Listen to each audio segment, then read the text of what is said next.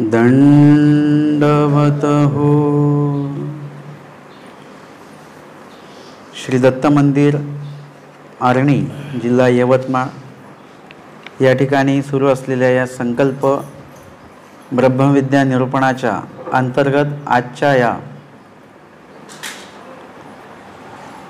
9व्या सत्रामध्ये आज आपण या ठिकाणी दृष्टांत घेणार आहोत 48 क्रमांकाचा, आणि दृष्टांत आहे जैसा कर्मचांडाळाचा. कर्मचांडाळ म्हणजे जो कर्माने हीन आहे. एखादी व्यक्ती जातीने उच्च असू शकते परंतु ती कर्माने हीन असू शकते. एखादी व्यक्ती जातीने हीन असू शकते पण कर्माने ती व्यक्ती जी आहे ती चांगली उच्च असू शकते. म्हणून आपण कुठल्या जातीमध्ये जन्माला आलेलो आहोत हे काही महत्त्वाचं नाही आहे. आपण जिथे कुठे ज्या कुठल्या कुळामध्ये कुटुंबामध्ये जन्माला आलेलो असू, पण आपलं कार्य हीन आहे की उच्च कोटीचं आहे हे जास्त महत्त्वाचं आहे. आपलं कार्य जे आहे, आपण गरीब असो श्रीमंत असो, खेडेगावात राहणारे असो शहरात राहणारे असो, परंतु आपलं कार्य कुठल्याही ठिकाणी उत्तम असलं पाहिजे. कर्माच्या बाबतीमध्ये आपण हीन असता कामा नये. समाजाने ठरवलेली जी काही जातपात आहे त्यामध्ये जरी आपण हीन असलो, हीन जातीचे असलो, वास्तविक परमेश्वराने कुठल्याही जातीभेद सांगितलेला नाही आहे. आपण सहजपणे कोणाला उपदेशांनाच भेटलो, आपल्याला माहिती आहे उपदेशीच आहेत हे, परंतु आपण त्यांना भेटल्यानंतर सहज विचारतो की तुमची जात कुठली आहे. तुम्हाला जर का तुमची जात कोणी विचारली तर काय सांगायचं, आम्ही महानुभाव आहोत. म्हणजे आपण कोण आहोत? आता आपण ना ब्राह्मण आहोत, ना क्षत्रिय आहोत, ना वैश्य, ना शूद्र, आपण कोणीच नाही. आपण फक्त कोण आहोत? महानुभाव आहोत. मी स्वतःही कोणाला जात विचारत नाही. मला खूपच संकोचित वाटतं बरं का की एखाद्याला जात विचारणे. मी माझ्या एका काव्यामध्ये पण लिहिलेलं आहे की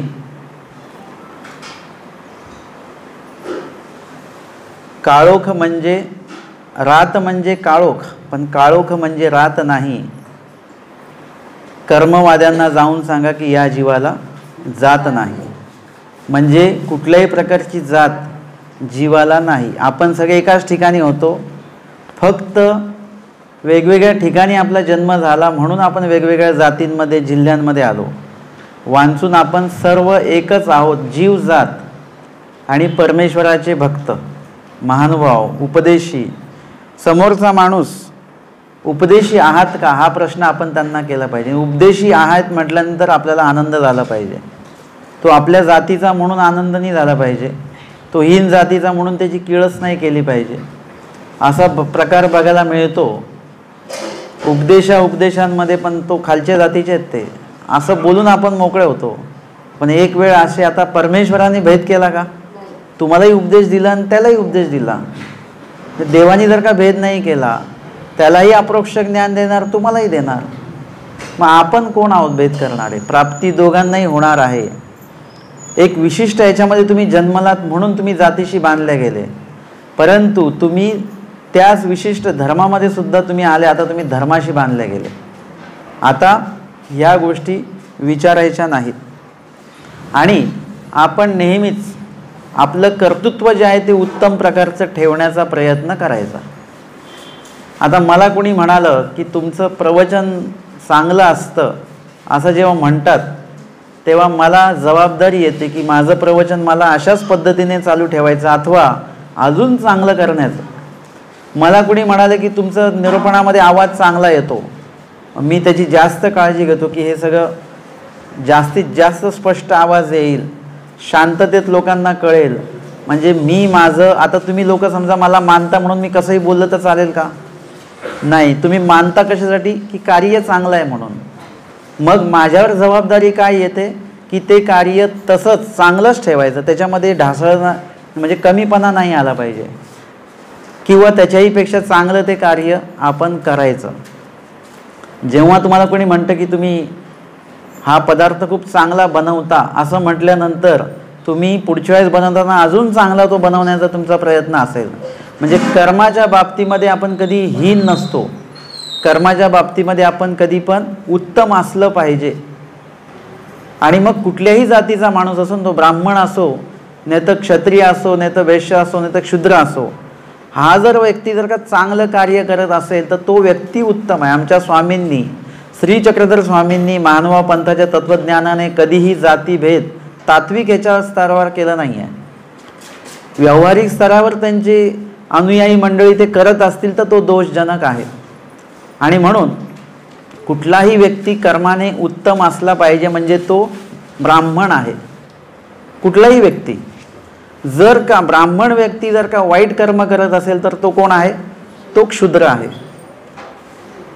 जे काही हे आहे ब्राह्मण वैश्य हे जातीवाचक, म्हणजे तुम्ही कुठल्या जातीत जन्माला आले म्हणून ते तुम्हाला नाही लागलं, तर कोणी कसं कर्तृत्व केलं त्याच्यावर ते लागलेलं आहे. एखादा क्षुद्र व्यक्ती खूप उत्तम कार्य करू शकतो, तर काय आहे, तो ब्राह्मण या पदामध्ये उच्च जातीचा झाला. तो तुम्ही तुमच्या कार्यावरून ते पुढे मागे होता. आता समजा ब्राह्मणाचा मुलगा शाळेत आहे, मग त्याचा पहिला नंबर देतात का? क्षुद्राचा मुलगा शाळेत आहे म्हणून त्याला शेवटचा नंबर देतात का? नंबर त्याच्यावर नसतो. कशावर असतो? अभ्यास कोण किती करते. क्षुद्राच्या मुलाने चांगला अभ्यास केला त्याचा पहिला नंबर येतो, त्याला हुशार म्हटलं जातं. आणि ब्राह्मणाच्या मुलाने जर का कमी मार्क मिळवले त्याला ढ म्हटलं जातं. म्हणून मानवपंथीय साधकांनी, उपदेशांनी, वासनिकांनी कधीच जातीवाचक प्रश्न करू नये की तुम्ही कुठल्या जातीचे आहेत काय वगैरे. कारण की आम्ही सर्व एकच आहोत. आम्ही सर्व एकाच ठिकाणून आलेलो आहोत. एकाच ठिकाणी आत्ता आम्ही सृष्टीमध्ये आहोत आणि एकाच ठिकाणी म्हणजे परमेश्वर स्वरूपाच्या प्राप्तीमध्ये आपण जाणार आहोत. आणि म्हणून लीळाचरित्रामध्ये सुद्धा तुम्हाला मातंगाचा लाडू आमच्या स्वामींनी स्वीकारल्याचं उदाहरण तुम्हाला तिथे दिसतं. आणि तो सुद्धा स्वामींनी काय केलेला आहे, स्वतः ग्रहण तर केलाच, प्रसाद म्हणून पण दिला. म्हणजे स्वामींनी कुठेही तसं पाळलेलं नाही आहे आणि आपण सुद्धा तसं पाळायचं नाही. आणि म्हणून आपलं कर्तृत्व नेहमी उच्च कोटीचं असलं पाहिजे की तुमचं नाव घेतलं की लोकांनी म्हटलं पाहिजे अच्छा ते ज्यांची ती वचनं पाठ आहेत सगळी ते का. म्हणजे मी असं माझं टार्गेट ठेवलेलं आहे की आज माझं नाव कुणी पण घेतलं अच्छा ते का, त्यांच्या रेकॉर्डिंग येतात ते. मी हे सगळं काय केलेलं आहे, सेट केलेलं आहे की आपलं नाव कधीही चांगलंच घेतलं गेलं पाहिजे. परंतु ते काय असं दमदाटी करून का माझ्याविषयी चांगलं बोला बरं का, असं नाही. आपण चांगलं कार्य करत राहणं, लोक आपोआप चांगलं बोलतात. माझं एक उद्दिष्ट म्हणजे एक उदाहरण मी देतो. आपलं किती 7 जन्माचा एखादा वैरी असो, परंतु तो जर का मंदिरात आला आणि अगरबत्ती आपण एखादी सुगंधित लावलेली आहे तर त्या वैराला सुगंध कसा येईल? सुगंधच येईल का त्याला दुर्गंध येईल? त्याला जरी कोणी सांगितलं हे तुमच्या दुश्मनाने लावलेली अगरबत्ती आहे, तो म्हणेल लावली आहे दुश्मनाने पण अगरबत्ती छान आहे बरं का. तो जाता जाता बघून गेला अगरबत्तीचं नाव काय आहे ते. म्हणजे तुम्ही तुमचं कार्य चांगलं ठेवा. जे तुमच्या सुहृद आहेत त्यांच्या तर उपयोगी जाणारच आहे, परंतु तुमचे जे वैरी आहेत, आपलं तर मुळात वैरी नसावाच कुणी, पण जरी असला तरी त्याच्यासुद्धा ते उपयोगी गेलं पाहिजे. समजा आपला वैरी समजा चहा घ्यायला आला तर त्याला कमी दुधाची चहा देऊ नका, त्याला जास्त चांगली त्याच्यामध्ये वेलची वगैरे टाकून चहा द्या. तो व्यक्ती खुश होईल की कोणी बनवलं काय, आणि तो म्हणेल का काही का असे ना परंतु चहा छान बनवला. म्हणजे तुमचं कर्तृत्व नेहमी चांगलं ठेवा. वाईट कर्तृत्वाने काही होत नाही. तुम्ही जर का एकदम रागीट असाल, सगळे लोक तुम्हाला घाबरतात, मग तुमचं नाव घेतलं की सगळेजण घाबरणार. ह्याच्यात काय तथ्य आहे, काय अर्थ आहे याच्यामध्ये की तुमचं नाव घेतल्यानंतर लोक अच्छा ते भांडण करणारे ते का, चुगल्या लावणारे ते का. अशी ओळख आपण का निर्माण करायची स्वतःची? आपली ओळख आपण तशी निर्माण करायची की अच्छा ते स्मरणनिष्ठ, जे कधी मंदिरात बघितलं की ते स्मरणच करत असतात, कधीच अन्यवार्ता न करणारे, अशी ओळख आपल्याला आपली निर्माण करता आली पाहिजे. मोक्ष मिळवण्यासाठी नव्हे, पण व्यवहारामध्ये आपल्याला दोन लोक चांगलं बोलतील यासाठी तरी ते करता आलं पाहिजे. आणि मी बघतो जर का मला लोकांनी चांगलं म्हणावं असं मला वाटत असेल तर मला काय करावं लागेल, चांगलं कार्य करावं लागेल. मला बोलताना स्वामींचं वचन पाळावं लागेल की प्रिय वक्त्या व्हावे. हे वचन जर का मी पाळलं तर लोक माझ्या बोलण्याची स्तुती करतील. जर का स्वामींनी सांगितलेलं आहे की बाबा धर्मवार्ता कीजे आणि ते जर मी करत असू, म्हणजे त्या वचनाचं मी पालन करत असू, तर त्याच्यामध्ये सुद्धा मी चांगलं कार्य करतो आहे. म्हणजे स्वामींनी मला जे जे काही सांगितलेलं आहे सगळं वचनात सांगितलेलं आहे. मी माझं आयुष्य जे आहे ते वचनाधारे जगण्याचा माझा प्रयत्न माझा चालू आहे. जे जे वचन मला पाळता येतं ते वचन मी पाळतो आहे. समाजामध्ये आल्यानंतर मला सामाजिक स्तरावर देवाने कुठल्या वचनांचं निरूपण केलेलं आहे, जसं आपण आत्ताच बघितलं, प्रिय वक्ते व्हा. म्हणजे समाजात गेल्यानंतर तुम्हाला प्रिय वक्तव्य जर का असलं तर समाज काय होईल, तुमच्याबद्दल चांगलं बोलेल. अर्थातच हे पण लक्षात घ्या, आपल्याला सगळ्यांनी चांगलंच म्हटलं पाहिजे म्हणून आपण चांगलं नाही वागायचं. तुम्ही चांगलं वागा, लोक आपोआप चांगलं म्हणतात. आणि तुम्हाला एक विशिष्ट वेळ अशी येते की तुम्हाला तुमची स्तुतीचं सुद्धा गरज पडत नाही. एक वेळ अशी होती की कुणी माझ्या निरूपणाची स्तुती केली की मला बरं वाटायचं, ते म्हणायचे छान निरूपण झालं वगैरे, मला छान वाटायचं. पण नंतर जसं वैचारिक पातळी वाढली आणि नंतर लक्षात आलं की देवानी स्तुतीसुद्धा ऐकायला नाही सांगितली आहे, उजवीकडे न पाहे. मग आपण जर का स्तुती ऐकत राहिलो माझीच, तर मी अहंकारामध्ये डुबत जाईल. मग एक विशिष्ट वेळ आली की लोकांनी जरी मला म्हटलं की तुमचं प्रवचन छान झालं, तर मी त्यांना विचारतो प्रवचनात काही चुकत तर नाही, माझं बोलण्यामध्ये तर काही वेग नाही आहे, किंवा निरूपण समजतं का, शब्दफेक बरोबर आहे का, त्याच्यातनं काय फायदा झाला. मी याची एक पूर्ण माझ्या चुका काय आहेत त्याच्यामध्ये मी त्या जाणून घेतो. मी एखाद्या कार्यक्रमाचं आयोजन केलं तर त्याच्यामध्ये मी लोकांनी जरी म्हटलं की कार्यक्रम छान झाला, पण मी विचारतो त्याच्यात उणिवा काय होता ते सांगा, म्हणजे पुढच्या वेळेस आपण त्या उणिवा भरून काढू. म्हणजे आपण आपल्या कार्याची स्तुती ऐकण्यापेक्षा कार्याची सुधारणा करत राहिली पाहिजे. तुमचं कार्य 90% चांगलं होतं ते 100% चांगलं झालं पाहिजे, या दृष्टिकोनातनं आपण नेहमी चांगलं करतच राहिलं पाहिजे. आणि मग एक विशिष्ट वेळ अशी येईल की तुम्हाला तुमची स्तुतीसुद्धा ऐकण्याची इच्छा राहणार नाही. फक्त चांगलं कार्य करा आणि बाजूला व्हा, त्याचं श्रेय दुसऱ्याला देऊन टाका. असं आपलं पुढे जे काय आहे आपल्यामध्ये एवढं मोठं परिवर्तन येणार आहे. आणि हे सगळं कशामुळे प्राप्त होतं, चांगलं कार्य केल्यामुळे प्राप्त होतं. आयुष्यामध्ये काय करा नको करा, पण चांगलं कार्य मात्र करत राहा. आमच्या महादाईचा होत्या रिद्धपूरला मुक्कामी असताना ते काय करायच्या, श्रीप्रभूंच्या येणे जाण्याचा जो रस्ता होता ते पूर्ण झाडून बिडून ते पाणी शिंपून सगळं व्यवस्थित, खडे गोटे असतील त्याच्यातले बाजूला काढायचे. आता दादोस म्हणतात देवा ते श्रीप्रभू त्या रस्त्याने येत जात सुद्धा नव्हते, त्या रस्ता पण ही झाडून ठेवायची. काय उपयोग झाला त्याचा. परंतु महादाईचांचं उद्दिष्ट कसं होतं, चांगलं कार्य कसं होतं, चांगलं. त्याच्यामुळे आमचे स्वामी काय म्हणतात, श्रीप्रभूंची सेवा जी आहे ती श्रीप्रभूंच्या नावे जर का ती सेवा केलेली आहे तर श्रीप्रभू त्या वाटाने येवोत अथवा न येवोत त्याचं गोमटं त्या महादाईसांना लागणार आहे. कारण की हेतू शुद्ध आहे. महादाईसांचा हेतू हा नाही आहे की माझं नाव प्रसिद्धी व्हावी, 800 वर्षानंतर लोकांनी लीळाचरित्रात मला वाचावं, माझं कार्य वाचावं म्हणून नाही. श्रीप्रभूंना खडा टोचला नाही पाहिजे, त्यांचं यायचा जायचा रस्ता स्वच्छ पाहिजे, बस एवढाच हेतू. बाकी स्वतःच्या नावाचं तिला काही नाही आहे. आज त्या व्यक्तीने 800 वर्षाआधी एवढं चांगलं काम करून ठेवलं की आज 800 वर्षानंतर सुद्धा आपण त्यांचे ते रुद्रपूर त्या गल्या गोदऱ्या ते झाडून काढायचे, त्याचा आज सुद्धा आपण उल्लेख करतो. त्यांनी न सांगता, त्यांची आपली भेट नाही, काय नाही. कारण की चांगलं कर्तृत्व लांबपर्यंत पोहोचतं, वाईट कर्तृत्वही लांबपर्यंत पोहोचतं, परंतु लोक तुम्हाला नकारात्मकपणे लक्षात ठेवतात आणि चांगलं कार्य करणाऱ्याला सकारात्मकपणे लक्षामध्ये ठेवत असतात. मी स्वतः माझी इमेज नेहमी जपतो सगळ्याच बाबतीमध्ये. कुठेही नाव आपलं खराब नाही झालं पाहिजे, कुठेही नाव आपल्या कार्यामध्ये वाईटपणा नाही आला पाहिजे. का, कारण की जर का मी थोडंसं पण वाईट वागलो, वाईट बोललो तर कोण नाराज होणार आहेत, परमेश्वर नाराज होणार. आता आपण काय बघतो की समजा मोठे बाबा कोणी आहेत त्यांच्यासमोर आपण समजा हे केलं, ज्ञान ऐकणं हे ते सगळं केलं, मग त्यांनी सांगितलं पाठांतर करा तुम्हाला, आणि ते निघून गेले.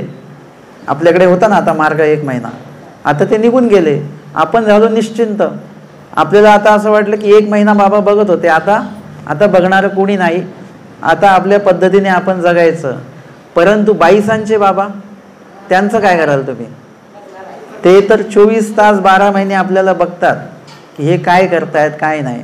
तुम्ही एखाद्या जीवापासनं वाचू शकता, जीवापासनं तुम्ही जीवाला टाळू शकता वगैरे, परंतु तुम्ही काय कर्तृत्व करत आहात, चांगलं की वाईट, हे परमेश्वर स्वतः बघत असतात.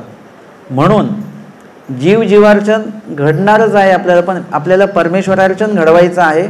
आणि परमेश्वराला त्याच दृष्टीने प्रसन्न करू शकता जर का तुमच्या कार्यामध्ये तुमचं कर्म जे आहे ते कर्म कशा प्रकारचं असलं पाहिजे, उत्तम प्रकारचं जर का असेल तर परमेश्वर त्याची प्रशंसा नक्कीच करतात. आमच्या निळभट्ट भांडारेकरांच्या प्रशंसेची प्रशंसा आमच्या स्वामींनी केलेली आहे. ज्यांनी स्वामींची प्रशंसा केली निर्हेतुक, त्यांची प्रशंसा कोणी केली? स्वामींनी करावी लागली देवाला. स्वामी स्वतः ते करतात. स्वामी असं नाही म्हणत मी मोठा आहे, मी कशाला करू कोणाची स्तुती, परंतु परमेश्वर तुमची सुद्धा स्तुती प्रशंसा करतात. का? कारण की तुमचं कार्य उत्तम आहे. स्वामी म्हणतात, बाई म्हातारी कैसी तापस, म्हणजे मुक्ताबाईबद्दल बोलतात, किती तपस्वी होती ती. किंवा शांताबाईसांविषयी आमचे स्वामी म्हणतात की येथून म्हणितले ते म्हातारी एसीची घडले. का म्हटले स्वामी? कारण की स्वामींनी जे सांगितलं ते चांगलं कर्तृत्व त्यांनी केलं. आपलं नाव माणसांनी नाही काढलं, जीवानी नाही काढलं तरी चालेल, आणि न काढलेलंच चांगलं. मी माझ्या स्तुतीपासनं थोडा लांब राहतो, परंतु परमेश्वराच्या कृपादृष्टी क्षेपामध्ये आपण आलो पाहिजे तर काहीतरी महत्त्वाचं आहे. हुशार मुलगा असतो ना, त्याला 95% मार्क मिळतात बरं का. आता आम्ही तर असं होतं, आम्हाला 60-65 भेटले म्हणजे आम्हाला खूप झालं, आणि त्या मुलाला भेटले 95% मार्क. आम्ही त्याचं अभिनंदन करतो की 95% खूप मार्क मिळाले. तो म्हणतो नाही बाबा कमीच मिळाले, मला 98% तरी अपेक्षा. अरे म्हटलं 3% कमी आहेत फक्त. तो म्हणतो नाही मला 98% पाहिजे होते, कारण की त्याचं लक्ष ते आहे. 95% त्यासाठी कमी आहेत, 98% त्याला पाहिजेत. तसं इथे माणसं जीव खुश होतात हे लक्ष कधीच ठेवू नका. तुमच्या सेवेने माणसं खुश होतील हे कधीच लक्ष ठेवू नका. तुमच्या सेवेने परमेश्वर प्रसन्न होतील हे लक्ष ठेवा. माणसं आपोआपच खुश होणार आहेत. जे जीव आहेत ते आपोआपच तुमच्या सेवेने क्रियेने खुश होतील, परंतु परमेश्वरापर्यंत ती क्रिया पोचली पाहिजे. बघा आमच्या स्वामींच्या प्रसन्नतेला कारण झाले भाईदेव व्यास. मुष्टी बोरे दिली, कोण प्रसन्न झालं? स्वामी. आज आपण सुद्धा प्रसन्न झालो की नाही ती लीळा ऐकून? किंवा स्वामींना प्रसन्न केलं त्या जीवाने, आपल्याला पण खूप आनंद झाला. साधाईसाने रिंगणीची फुलं वाहिली, दवना वाहिला, चुकीच्या पद्धतीने वाहिला, पण स्वामी प्रसन्न झाले. आज आपणही ते लीळा ऐकून प्रसन्न होतो. देवाला प्रसन्न करण्याचं लक्ष ठेवा. बाकीचे सगळे प्रसन्न होत ना होत त्याच्याशी आपल्याला काही घेणं नाही. आणि म्हणून या ठिकाणी आजच्या दृष्टांतामध्ये आत्ता आपण सकारात्मकपणे बघितलं की चांगलं कार्य असावं, पण वाईट कार्य असेल तर काय होतं ते आजच्या दृष्टांतामध्ये बघणार आहोत. दृष्टांत आहे कर्मचांडळाचा. लापणीकार म्हणतात, एके जाणोनी ईश्वराचे म्हणितले न करीती ते एरापसी अधम. एक जाणोनी म्हणजे कालच विषय झाला, वचनाचा अपमान कधी होतो? वचन लिहिल्याने होत नसतो, वचन वाचल्याने होत नसतो. तर वचन माहिती असून सुद्धा ते जेव्हा आपण पाळत नाही तेव्हा त्या वचनाचा अपमान होत असतो. मग या ठिकाणी एके जाणोनी म्हणजे परमेश्वराचं ज्ञान जाणून देखील, माहिती असून सुद्धा देखील, ते एरापसी अधम म्हणजे म्हणितले न करीती म्हणजे देवाने सांगितलेलं करतच नाहीत, माहिती असून सुद्धा करत नाहीत. समजा दादोस असतील किंवा सारंग पंडित असतील, यांचा विषय सोडा, पण दायंबा जे होते ना, दायंबा तर बोधवंत होते, त्यांना तर खूपसं ज्ञान होतं, चर्चक होते चांगले, आणि त्यांना जेव्हा स्वामी सांगतात अनुसरा तेव्हा ते शब्दांचा खेळ करून नंतर मग ते म्हणतात हे गोसावीची विहिले. जेव्हा त्यांच्या आता शंख तुळशी सांगितली स्वामींनी आणि नंतर वास्तविक जेव्हा ते विकल्प आचरण करायला लागले तेव्हा ते म्हणतात हे गोसावीची विहिले. म्हणजे त्यांना त्याचं काही खेद खंत नाही आहे, काहीच नाही आहे. यांच्याबद्दल स्वामींना विशेष खंती आहे, अशा जीवांबद्दल की ज्यांना सगळं माहिती असून सुद्धा ते तसंच करत आहेत. आणि म्हणून 13पसी अद्धम, सगळ्यांपेक्षा अद्धम ते आहेत. ज्यांना माहिती नाही आणि जे चुका करतायत, की ज्यांना अर्धवट माहिती आणि जे चुका करतायत, त्यांच्याही पेक्षा ज्यांना सगळं माहिती आणि जे चुका करतायत, श्री चक्रधर ऐसे जाणोनी आमेद्य तुल्य विकोसेवी, या परता अजून काही नरक आहे का? या परता अजून काही दुःखदायक आणि दोषदायक आहे का? आणि म्हणून तसं कार्य आपल्या हातून होता कामा नये की ज्याच्यामधनं आपल्यावर परमेश्वर प्रसन्न न होता नाराज होतील. आणि यासाठी दृष्टांत आहे कर्मचांडाळाचा. या दृष्टांताच्या संबंधित जी लीळा अतिशय सुंदर आहे, उत्तरार्ध 161 क्रमांकाची. महादाईचा वाराणसी गमन निक्षेदू.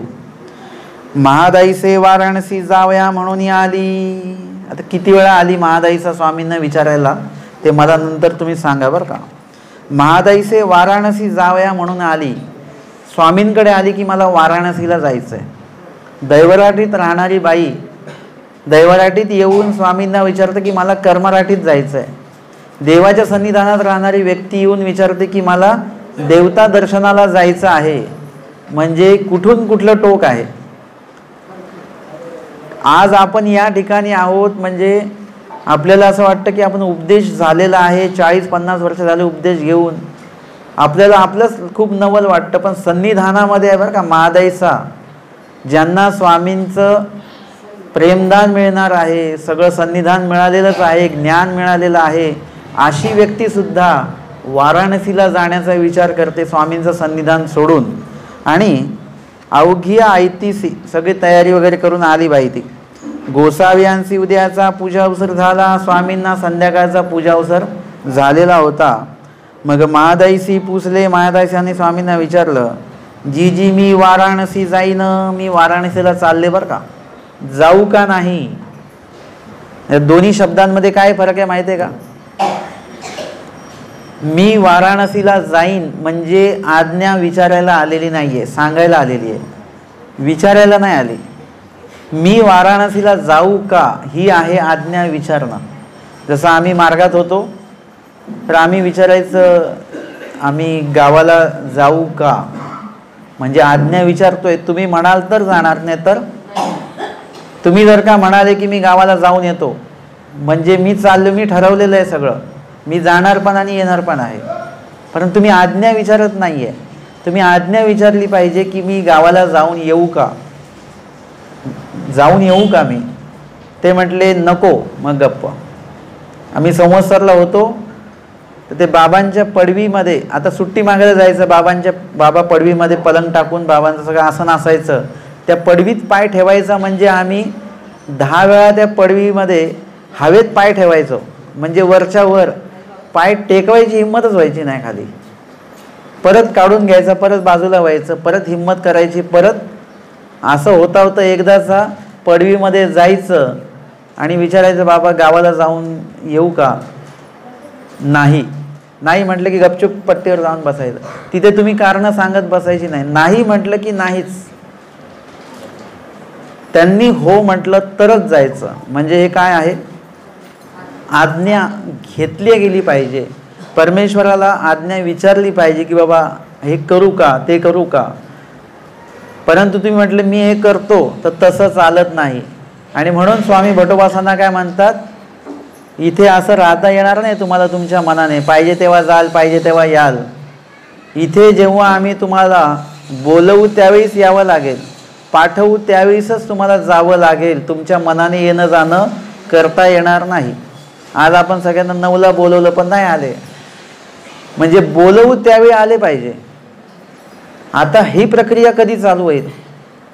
आचार्यांची झाली ती प्रक्रिया सुरू, त्यांनी हो पण म्हणून टाकलं आणि ते बरोबर स्वामींच्या आज्ञेमध्ये शेवटपर्यंत राहिले. का? कारण की त्याची सुरुवात त्यांनी वासनिक दशेपासून सुरुवात केलेली आहे. जुन्या आधीच्या काळामध्ये, आधीच्या जन्मांमध्ये काय झालेलं आहे, त्यांनी परमेश्वराने जेव्हा जी आज्ञा दिली त्यावेळेस त्या आज्ञेमध्ये, त्या वेळामध्ये ते उपस्थित राहिले.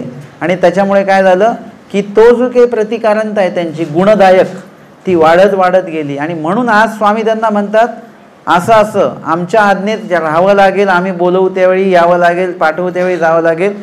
त्यांनी पण हो म्हटलं आणि शेवटपर्यंत ते पाळलं. म्हणजे काय आहे, ती सुरुवात त्याची तिथून झालेली आहे.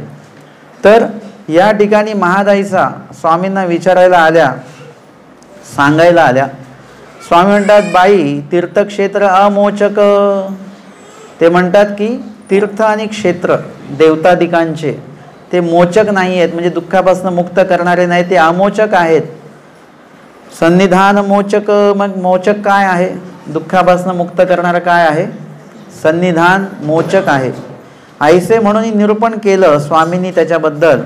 स्वामी म्हणतात बाई अग्निचेनी संबंधी ओली काष्टी, ओली कोरडी सानी थोडे काष्टे जळती. म्हणजे अग्नीच्या संपर्कामध्ये आल्यानंतर सगळंच जळून जातं.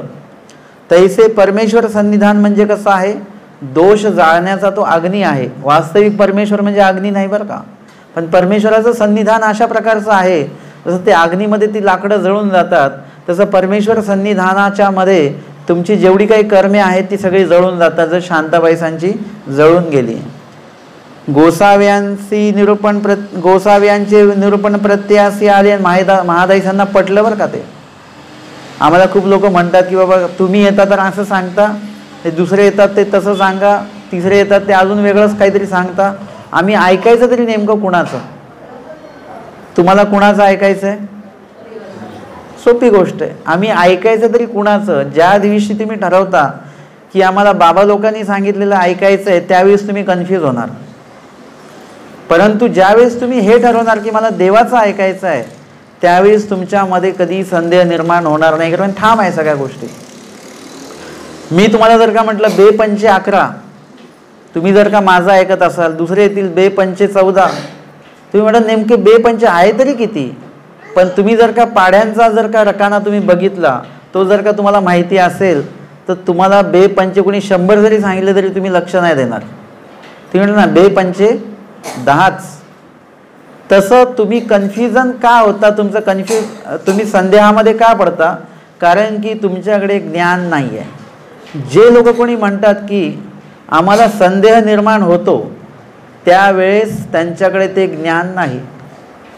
म्हणजे कोणी म्हटलं आम्ही बस स्टॉपला आलो पण आम्हाला ते मंदिरचा रस्ताच समजेना, म्हणजे त्यांना रस्ता माहिती नाही. स्पष्ट आहे.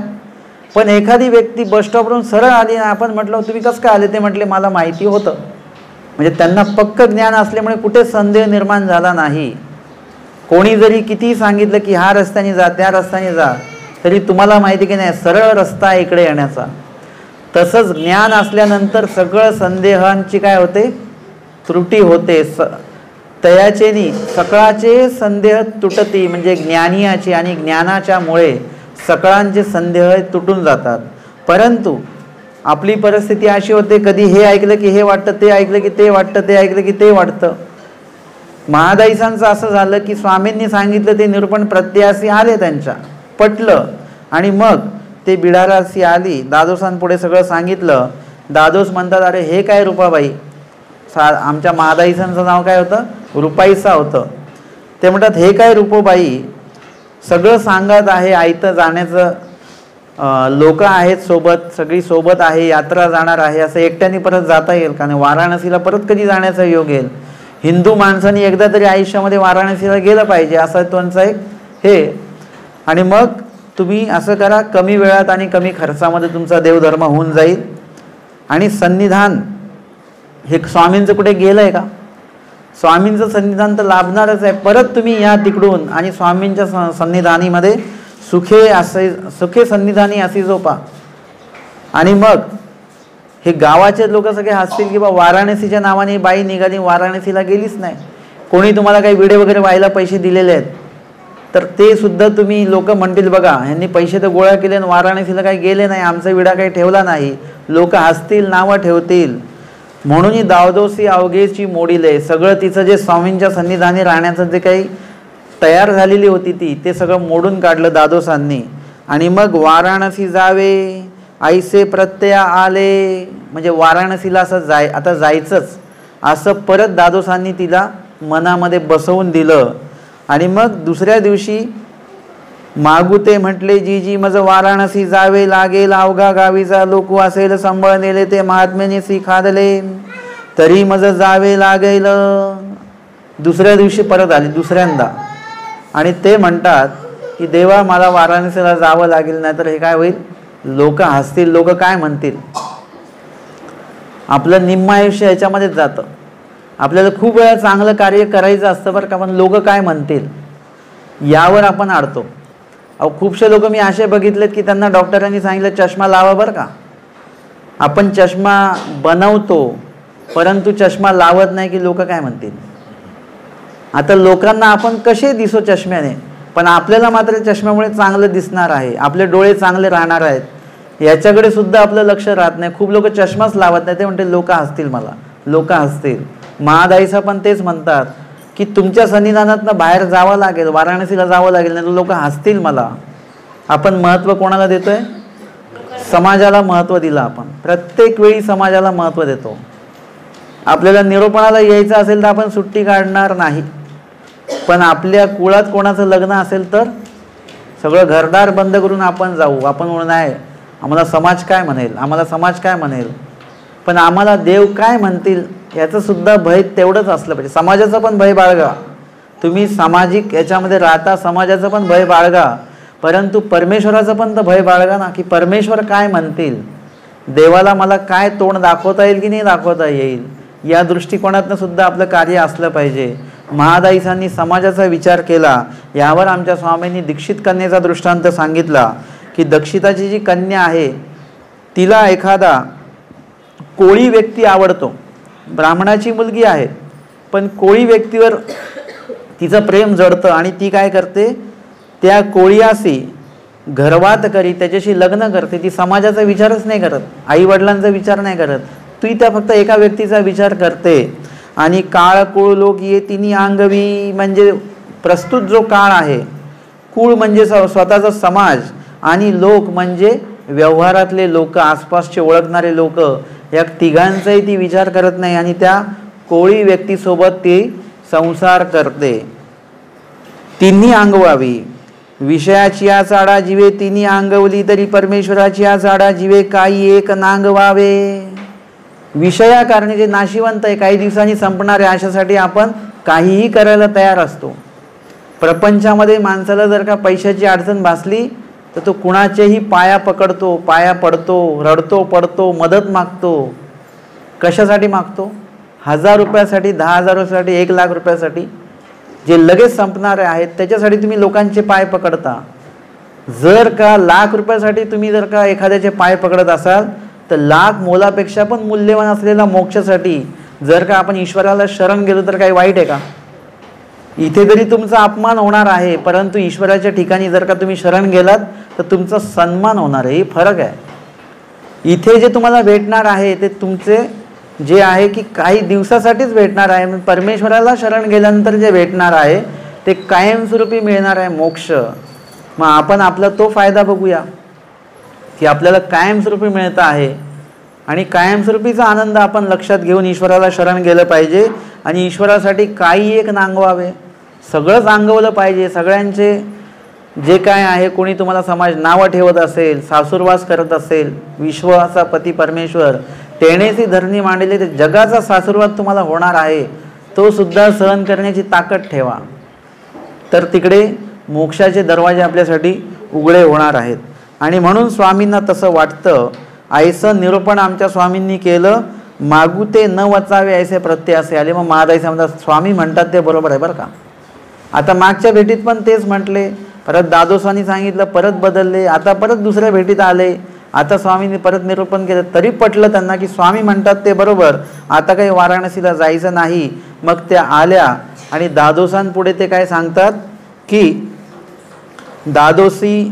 दादोसांपुढे सांगितले, म्हणजे दादोसांना सांगितलं की वाराणसीला काही जायचं नाही, मला स्वामींच्या सन्निधानी राहायचं. दादोसांनी परत ते सगळं मोडून काढलं दुसऱ्या वेळेस आणि मागू ते जावे ऐसे प्रत्यासे आले. दादोसांनी समजून सांगितलं हो असं असं आहे, मग जावं वगैरे वगैरे. आणि ते म्हटले हो दादोस म्हणतात तेही बरोबर आहे. ते कधी स्वामींचं बरोबर वाटतं, कधी दादोसांचं बरोबर वाटतं. आता आपण ज्ञानाच्या बाबतीत जर का ठाम आहोत आता जर का मी तुम्हाला म्हटलं की तुम्ही असं करा, आयुष्यामध्ये एकदा तरी तुम्ही वाराणसीला जाऊन या, तुम्ही जाल का? किती जरी सांगितलं मी तुम्हाला, जाल का तुम्ही? हे आहे ठाम, कारण की याच्याविषयी तुमचं ज्ञान ठाम आहे. परंतु जर का तुम्हाला कोणी सांगितलं की बा तुमच्या कुंडलीमध्ये दोष आहे काहीतरी, तर तुम्हाला ते वाराणसीला गेल्याशिवाय तो फिटणार नाही, तिकडेच त्याचं शांती वगैरे करावी लागेल. तर कदाचित तुमचं ज्ञान कमी असेल तर तुम्ही काय कराल? जाणार, लोक जातात. परंतु जर का तुमचं ज्ञान ठाम आहे तर तुम्हाला लक्षात यायला पाहिजे, ती शांती करता करता परमेश्वर अशांत होऊन जातील. आणि परमेश्वर जर का अशांत झाले तर ती शांती आपल्याला करता येणार नाही. कारण विकल्पाला आपण शरण गेलो की जवळजवळ एक सृष्टीच काय पण 3 सृष्ट्यापर्यंत परमेश्वर तसा योग प्राप्त करून देत नाही, परमेश्वर प्रसन्नच होत नाही. ही शांती तुम्ही कशी कराल मला ते सांगा. आपल्याला अनेक शांत्यांचं पडलेलं आहे, परंतु परमेश्वर जे आपल्याला उत्तर दिशेला निघून गेलेले आहेत, सोडून गेलेले आहेत, ते जे आहे ते आपण ती शांती कशी करणार ते सांगा. होऊ शकते ती शांती? आत्ता जसं आपण आहोत त्याच्याने ती शांती होणार नाही. परमेश्वराच्या उदासीनतेची आणि खंतीची शांती करण्यासाठी आपल्याला काय करावं लागेल? देवाने सांगितलं ते करण्यासाठी जावं लागेल. आचारापुरते ज्ञान काढून जावची लागे जे आचार्य म्हणतात, तर परमेश्वराची शांती होईल. आणि मग परमेश्वर येऊन तुम्हाला पुनःसंबंधी 12 वर्षे 13 वर्षे 14 वर्षे 15 वर्ष जसं तुमचा त्याग असेल तेवढ्या लवकर किंवा तेवढ्या उशिरा परमेश्वर भेट देतील. तुम्ही जर का ईश्वर दरबारी येण्यासाठी तुम्ही आपलं आरामात येत असाल तर परमेश्वर पण सकाळी भेट देणार असतील तर ते दुपारी येतील, नाही तर संध्याकाळी येतील. आपण एखाद्याची वाट बघतो ना की ते सकाळीच येणार आहेत आणि ते पार येतात रात्री 12 वाजता वगैरे. म्हणजे काय आहे? आपण एकदम उदासीन होतो की अरे हे सकाळी लवकर आले असते तर बरं झालं असतं. तसं देव येणार आहेत, आज सकाळी आले तर लवकर देवाजीने आपली भेट होणार आहे. परंतु स्वामी पण आरामात येतात, कारण की आपण पण स्वामींची वचनं काही लगेच ऐकून लगेच पाळायला सुरुवात नाही केली, आपण आरामात ती पाळायला सुरुवात केलेली आहे. तुमच्या त्यागानुसार परमेश्वर तुम्हाला भेट देत असतात. आणि दादोसांचे शब्द ऐकले, परत प्रत्यय आले की वाराणसीला जायचं. आणि मग परत महादाईसा जे आहेत स्वामींकडे आल्या. म्हणजे कितवी वेळ आता? ही 3री वेळ आहे. दादोसांचे सगळे शब्द स्वामींना सांगितले आणि मग मागू ते गोसाविया ते पुसले जी मी वाराणसी जाईन. मी जाणार बरं का वाराणसीला. सांगतात बाई जाणत्या पसीवरी नेनता चांग. स्वामी म्हणतात अहो तुम्ही एवढे प्रश्न करता, एवढं ज्ञान काढता, आम्हाला असं वाटतं की सगळ्यात जाणते तुम्हीच आहात आणि तुम्हीच असं करताय की जाणता व्यक्ती सुद्धा चुका करतोय, त्याच्यापेक्षा जाणत्यापेक्षा नेनता चांग. जाणकार व्यक्तीला जर का सांगितलं हो हे असं करू नका दोष लागेल, जाणकार व्यक्ती काय म्हणतो लागू दे, आपण नंतर शेवटच्या दिवशी प्रसव प्रायश्चित होणारच आहे ना, त्या दिवशी सगळं मार्च एंडिंगचा हिशोब करून टाकू सगळा. काही लोकांचं असं असतं बरं का, वर्षातनं एकदा तरी प्रायश्चित घडलं पाहिजे. म्हणजे मार्च एंडिंग सारखं आहे की नाही? आयुष्य म्हणजे वर्षभर हिशोब व्यवसाय करायचा आणि एकदा मार्च एंडिंगला हिशोब द्यायचा. वर्षभर पाप करायचं आणि वर्षाच्या शेवटी एकदा प्रायश्चित वगैरे करायचं, रडाय पडायचं, उद्या परत भांडायला तयार. म्हणजे ते आम्हाला मामाजींनी एक उदाहरण सांगितलं किंवा 2 मार्गामध्ये 2 म्हाताऱ्या होत्या, प्रपंचातनं आलेल्या होत्या. ते काही त्यांची भांडणं वगैरे बायांचं होत राहतं. असं भांडणं व्हायची, नंतर मग दुसऱ्या दिवशी परत प्रसव मोडायचा एकमेकाला, परत 2-4 दिवस गेली परत काहीतरी भांडणं व्हायची. म्हणजे प्रायश्चिताचं काय झालं? खेळ झाला प्रायश्चिताचा. मग कोणीतरी काय केलं, त्यांचं ते भांडण रेकॉर्ड केलं आणि मग भांडण संपल्यानंतर एकदा त्यांना ऐकलं बघा तुम्ही भांडताना कसे भांडता. मग त्यांनी ते ऐकल्यानंतर त्यांना इतका पश्चाताप झाला की आपण एकमेकांना एवढं बोलतो, भांडण्यामध्ये माणूस एवढा गुंतून जातो की तो काय काय बोलतो समोरच्याला त्याचं भान राहत नाही त्याला. म्हणजे हे काय आहे की आपल्याला या गोष्टी लक्षात आल्या पाहिजेत. आणि स्वामींनी सांगितल्याप्रमाणे परत त्यांनी निश्चिती केली की एवढ्या वेळ सांगून सुद्धा परतच आता त्यांनी नक्की केले की आता परत जायचंच आहे.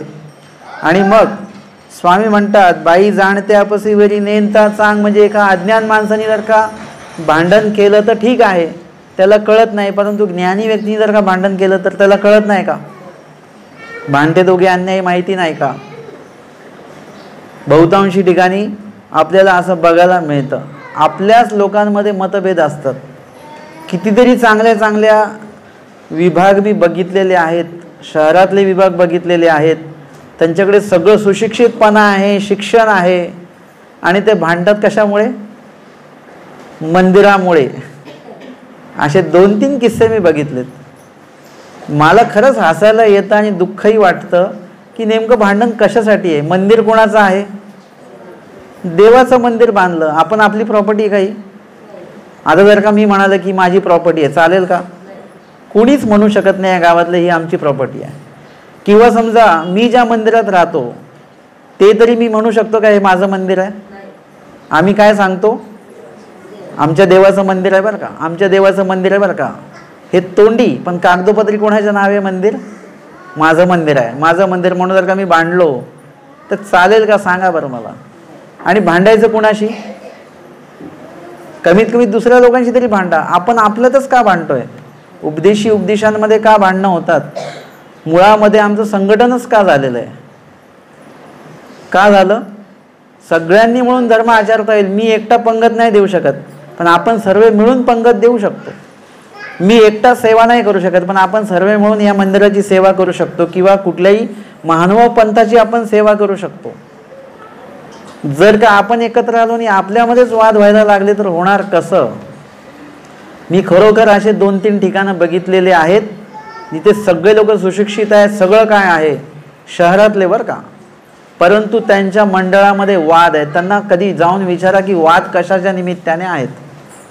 कशाच्या निमित्ताने? पदाच्या निमित्ताने आहेत. आम्हाला हे पद पाहिजे, तो म्हणतो मला ते पद पाहिजे. अहो, आम्हाला कैवल्य पद घ्यायला निघालेलो माणसं आहे आपण, इथे मंडळाचे पद घेऊन करायचे काय आहेत? किती दिवस आहेत हे?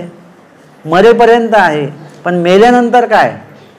मेल्यानंतर आपली व्यवस्था देवाने कैवल्य पदाकडे केली पाहिजे, अशा प्रकारचं इथलं आपलं कार्य असलं पाहिजे. हे इथलं जे पद मिळणार आहे, प्रपंचातलं पद, ते तुम्हाला फक्त मरेपर्यंतच, 90 तर 60 वर्षापर्यंतच आहे. 60 वर्षानंतर त्या पदावरून तुम्हाला हाकलून देतात, अक्षरशः हाकलून देतात, म्हणजे सन्मानपूर्वक बरं का. तिथे फक्त सांगितलं की 60 वर्षापर्यंत तुम्ही नोकरी करू शकता, म्हणजे निघा 60 वर्षानंतर. इथे थांबण्याची फक्त ते काय आहे? सन्मानपूर्वक आहे. आपल्याला हाकलल्या जातं, पण आपल्याला कळत नाही की आपल्याला हाकलल्या गेलेलं आहे. ते पद तेवढ्याच वेळापुरतं. पण कैवल्य पद आम्हाला काय मिळवायचं आहे? केवळ वेद हे कैवल्याची प्राप्ती. विद्यामार्गामधलं हे वचन आपल्याला समजलं पाहिजे. ते पद मिळवायचं. हे मंडळाचे आणि मंदिराचे आणि कसले पद कशात काही मिळवू बसू नका. आम्ही आमचं संकल्प आध्यात्मिक संघटन आम्ही जे केलेलं आहे त्याच्यात कोणीही अध्यक्ष नाही, उपाध्यक्ष नाही, सचिव नाही, काय नाही, सगळे सदस्य आहे. माझ्या सकट सगळे आम्ही सदस्यच आहोत. आणि त्याच्यामुळे तो कार्य म्हणजे सगळं काय आहे, सगळं व्यवस्थित असं रुटीननी चालतं. ज्या ठिकाणी पदं वाटल्या गेली त्या ठिकाणी भांडणं हे आम्ही प्रत्येक ठिकाणी बघितलेलं आहे. आणि त्याच्यामुळे काय होतं? वैयक्तिक त्या मंदिराच्या कार्याचं नुकसान होतं. ती वास्तू जी बांधलेली आहे मंदिर म्हणून, त्या वास्तूचं ते नुकसान आहे. त्या ठिकाणी त्या परिसरात राहणाऱ्या उपदेशी लोकांचं नुकसान आहे. आपल्या वैचारिक पातळीचं नुकसान आहे की धर्माच्या नावाखाली आपण सगळ्यांनी एकत्र आलं पाहिजे आणि धर्माच्या भांडणामुळे आपण आपली विघटन आपलं होतंय. ही पंथाच्या दृष्टीने अत्यंत लाजिरवाणी गोष्ट आहे. आमच्या स्वामींनी सगळ्यांना एकत्र केलं. अहंकारी माहीमभट्टांना पण सोबत घेतलं, हिंसक असलेल्या भटोबासांना सुद्धा सोबत घेतलं, अहम भावनेने बुडालेल्या बाईसांना पण स्वामींनी सोबत घेतलं, महादाईसांना स्वामींनी सोबत घेतलं, आणि सगळ्यांना काय केलं? एकत्र केलं, एका विचारांचं केलं. नाही तर माहीमभट्ट कोणाचं ऐकणारे होते का? भटोबास कोणाला जिवंत ठेवणारे होते का? परंतु देवाने काय केलं? वेगवेगळं कार्य करणाऱ्या लोकांना एकत्र आणलं आणि त्यांच्या सगळ्यांना ज्ञान दिलं आणि त्यांचे सगळ्यांचे विचार एकत्र करून टाकले. सगळे एकत्र राहायला लागले तर लागले, पण कधीही कोणी एकमेकांना त्रास दिला नाही. कधी माहीमभट्ट भांडले का भटोबासांसोबत की मी तुमच्यापेक्षा ज्ञानी आहे, मला पहिल्या भेटीत बोध झाला? कधी भांडले का ते? माझा त्याग तुमच्यापेक्षा श्रेष्ठ आहे, माझी विद्वत्ता तुमच्यापेक्षा श्रेष्ठ आहे, मी इतक्या लोकांना हरवलं, तुम्ही आधी काय केलं? भटोबासांना कधी म्हणाले का माहीमभट्ट? कधीच नाही म्हणाले की तुम्ही आधी तलवार घेऊन हे करत होते, ते करत होते. का नाही म्हणाले? समविचार आलेले आहेत. आमचे हे माहीम भट्ट रिद्धपूरला गेल्यानंतर जेव्हा त्यांना सांगितलं जातं, एक शूद्र जातीचा व्यक्ती त्यांना सांगतो की श्रीप्रभू या दिशेने गेले, त्या व्यक्तीला दंडवत घालतात ते माहीम भट्ट. ही आमच्या पंथाची शिकवण आहे. आणि आम्ही आमच्यातच वाद करत राहिलो, आमच्यात मतभेद राहिले, तर आम्हाला इथल्याच भांडणामधनं वेळ भेटणार नाही. भांडते दोघे अन्यायी, सगळ्यात पहिले स्वामींच्या या वचनाचा भंग आपण करून बसलो. एक वचन भंग केला की सगळ्या पुढे पुढे विधीकरिता विधीच पुरे, तसं अविधीकरिता अविधीच पुरे, अविधीच पुरे चालू राहतं. मग अशा वेळेला वैयक्तिक वादामुळे आपण निरूपणाला येत नाही, कुठे प्रवचनाला जात नाही. देवपूजा जर का कुठल्या ठिकाणी सुटली तर आपण त्या ठिकाणी देवपूजेला जात नाही. आपल्या वैऱ्याच्या घरी जरी देवपूजा सुटली तरी आपण देवपूजा वंदन करायला जाऊ शकतो, आपल्या वैऱ्याला आपण दंडवत करू शकतो. मी मगाशी सांगितलं आपला कोणी वैरी नाहीच आहे पहिली, परंतु जरी तुम्ही मानत असाल तरी आपला वैरी जरी असेल उपदेशी तरी त्याला दंडवत करा. कारण की दंडवत तुम्ही कशाला करताय, तो उपदेशी आहे, माझ्या देवाचा आहे म्हणून ते करताय. वैयक्तिक त्याला दंडवत नाही करत आपण. म्हणजे अशा पद्धतीने वैराच्या घरी जरी निरूपण असेल तरी तिथे निरूपणाला जा, त्याच्याकडे खाऊ नका, पिऊ नका, काही करू नका, निरूपण ऐका, घरी निघून या. परंतु अव्यरण आपण, आपल्याला असं वाटतं की आपण आपल्या वैराचं अव्यरण करतो, पण वैराचं अव्यरण नाही करत आपण ईश्वरीय योगाचं अव्यरण करत असतो. एखाद्या ठिकाणी ज्ञान निरूपण चालू, तिथे तुम्हाला आमंत्रण नसेल तरीही जा, निरूपण ऐका, वाटलंच तर जेवायला थांबू नका. आमंत्रण नाहीये तुम्हाला, वाटलंच तर जेवायला थांबू नका, निघा. परंतु तुम्हाला तिथले लोक निघू देतील का? भले तुम्हाला त्यांनी आमंत्रण नसेल दिलं आधी, परंतु जेव्हा तुम्ही याल तेव्हा तुम्हाला मात्र भोजन केल्याशिवाय कुणीही जाऊ देणार नाही. का बरं? त्यांना असं वाटतं की बघा, न बोलवता माझ्या देवाचे एक साधक न बोलवता आले म्हणजे आमच्यासाठी काय झाले, ते अभ्यागत झाले. आणि असा देवाने आमच्या क्रियेमध्ये काय केली, वाढ ठेवली. 50 लोक जेवणार होते वासनिक, तर 51 लोक, म्हणजे एक माणूस वाढला, म्हणजे एक थोडंसं गोमटं आपलं वाढलं. म्हणून म्हणजे ही आमच्या पंथाची शिकवण आहे. महेश्वर पंडित जे आहेत भटोबासांचे पुत्र, ते भटोबासा सरल्यानंतर त्यांचा हिस्सा मागायला आले, भांडायला आले, परंतु त्यांच्यासोबत कोण गेलं बरं?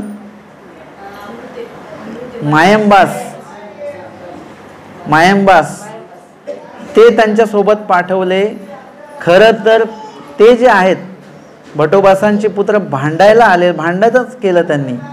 आणि मग ते न्याय निवाडा करण्यासाठी त्यांना जिकडे पंचायतीकडे नेत असताना मधल्या काळामध्ये त्या मायंबासांनी काय केलं, त्यांना स्वामींच्या लीळा वगैरे असं सांगितलं, चांगलं बोलले, त्यांना भिक्षा आणून द्यायची. कोणाला? जो माणूस आपल्याशी भांडायला आलेला आहे त्या व्यक्तीसाठी ही व्यक्ती भिक्षा आणायची, चांगला चांगला पदार्थ त्यांना द्यायची. का? की हे आमच्या भटोबासांचे पुत्र आहेत.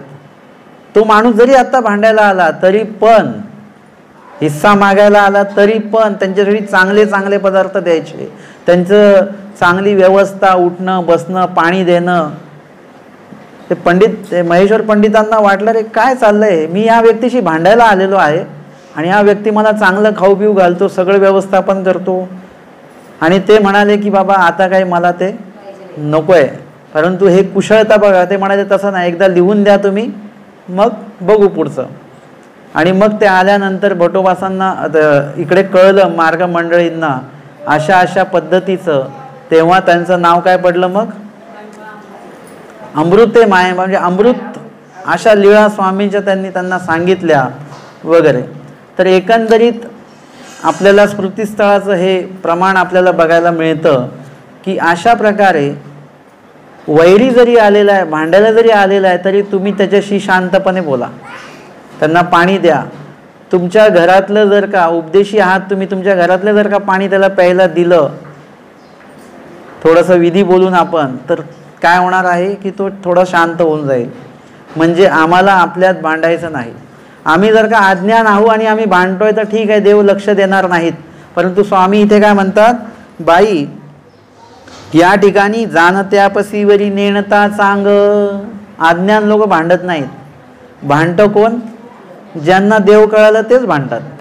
ही स्वामींना याची खंत आहे की जाणत्यापसी वरी नेणता चांग, म्हणजे अज्ञान व्यक्ती थोडी भीती दाखवली ना तर तो घाबरून जातो. लहान मुलांना तुम्ही म्हणा की बाप्पा कान कापेल बरं का, तर तो लगेच घाबरतो, चांगली गोष्ट आहे.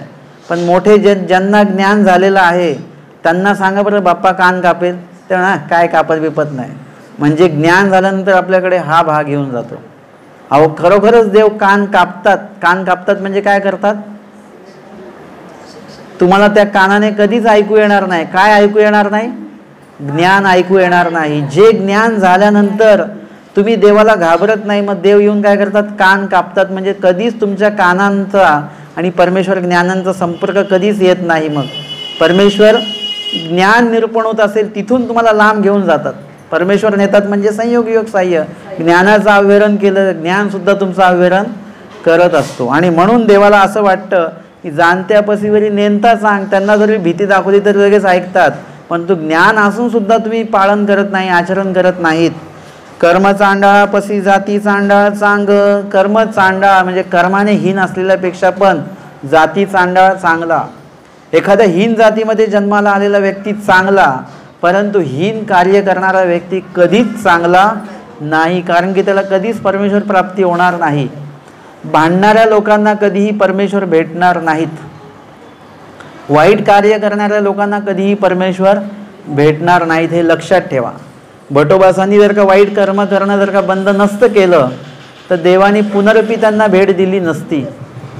जसं महादेव राजा होता, त्यांनी परनिष्ठ जे काही ओष्ठ जोडलेलं होतं, म्हणजे वाईट कार्य केलेलं होतं, त्याच्यामुळे देवाने त्यांना भेट दिली का?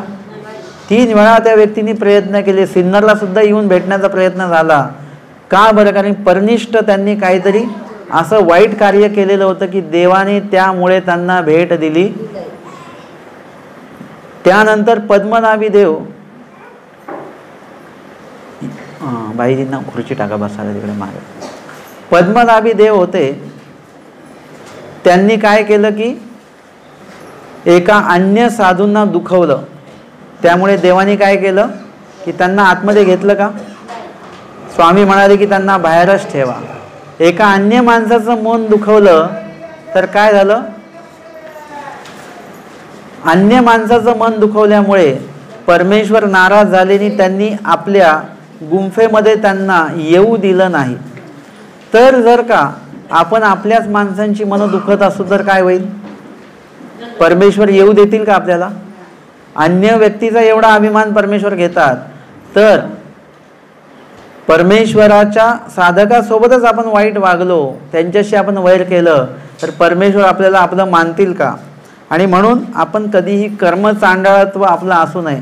जाती चांडाळ असलं तर चालून जाईल, तरी पण मोक्ष मिळेल तुम्हाला. पण आपण उच्च जातीमध्ये असून आपण कर्म चांडाळ जर का असू, कर्म करण्याच्या, चांगले कर्म करण्याच्या बाबतीमध्ये आपलं जर का आपण कमकुवत असू, तर काय होईल? परमेश्वर आपला स्वीकार करणार नाहीत. आणि यासाठी कर्म चांडाळाचा दृष्टांत सांगितला की कवणी एकू कर्म चांडाळू ब्राह्मणू असे. कर्म चांडाळ ब्राह्मण आहेत कोणीतरी, तो महारिसी विटाळे, म्हणजे तो काय करतो? एका महार मुलीशी, शूद्र जातीच्या मुलीशी तो लग्न करतो. तर ये तयाचे मणी करू सिके नाडे तू ते करी. आणि मग ब्राह्मण व्यक्तीने त्या व्यक्तीसोबत जर का लग्न केलं, आता त्याला त्याचे ब्राह्मणत्वाचे कार्य करता येतील का? त्याचे जे काही लोक आहेत त्यांनी त्याला बहिष्कृत करून टाकलं. आता त्याला काय करावं लागेल? तिच्यासोबतच राहावं लागेल, म्हणजे त्या वाड्यामध्येच राहावं लागेल. आणि काम कुठलं करावं लागेल? ते लोक जे काम करतात तेच काम या ब्राह्मणाला करावं लागेल. आतापर्यंत असे कर्म करत होता, वैदिक कर्म करत होता, आता त्यांनी तिकडे विवाह केल्यामुळे त्याला तशाच प्रकारची कर्म त्याला करावी लागणार. आणि तो सगळं तो शिकून घेतो, सगळं करायला लागतो. तया ते कार्य प्रयोजन होय तथा काज बोज होय. आता जेव्हा केव्हा त्या वाड्यामध्ये एखादं लग्न कार्य निघतं, काही भजन पूजन काही निघतं, त्यांची देवतेंची साधनेचं पूजन काहीतरी होतं, त्यावेळेस काय होतं? तयाची पांती नाही. तै म्हणजे तेव्हा, तयासी तयाची म्हणजे त्या ब्राह्मणाला महारवाड्यामध्ये जे काही कार्य उत्पन्न होतात, शुभ कार्य, त्याच्यामध्ये त्या ब्राह्मणाला स्थान नसतं. ते काय करतात? त्याला बाजूला बसवतात. एकी वासना तयाची जातीची पांती नाही. आणि ब्राह्मण लोकांनी तर त्याला काय केलं? बहिष्कृतच केलं, की तू काय केलंस, कर्म वाईट केलेलं आहेस म्हणून तू आमच्या ह्याच्यातनं बाहेर पडलास, आता तुला आमच्या पंक्तीत बसायला जागा नाही. त्यानंतर आता तो ज्यांच्याकडे गेलाय, शूद्र जातीमध्ये तो गेलेला आहे, आता शूद्र जातीच्या लोकांनी त्याला स्वीकारलं पाहिजे ना, की ब्राह्मण माणूस आपल्याकडे आलाय. पण ते काय म्हणतात, तू तुझ्या जातीशी काय केलेलं आहे, जातीशी तू बेईमानी केलीस आणि तू ह्याच्यासाठी एवढ्यासाठी स्वतःची जात सोडलेली आहेस, म्हणजे तू काय केलेलं आहेस, वाईट कर्म तुझ्या जातीमध्ये केलंयस. अशा वाईट कर्म करणाऱ्या व्यक्तीला आमच्या जातीत सुद्धा कुठल्याही प्रकारचं स्थान नाही. म्हणजे तो ब्राह्मण याच्यातनं सुद्धा गेला आणि तिकडे शूद्र जातीतनं सुद्धा तिथे सुद्धा त्याला मान सन्मान मिळाला नाही. का बरं?